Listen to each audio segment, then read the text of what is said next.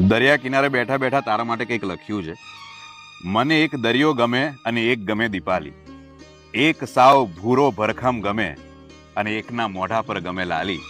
મને એક દરિયો ગમે અને એક ગમે દીપાલી, એકના સુસવાટા ગમે અને બીજાની ગમે રણકતી બાલી. બંનેના અવાજ મને સતત કાનમાં જોઈએ. હવે આ તો કેવી વિડંબણા સાલી.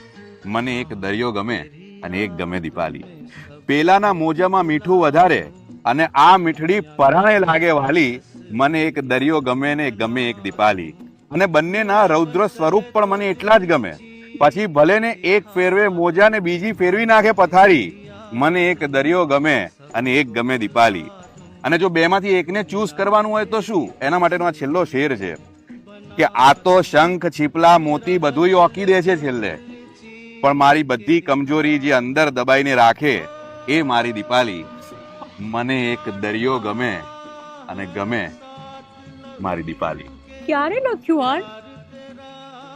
વાવ,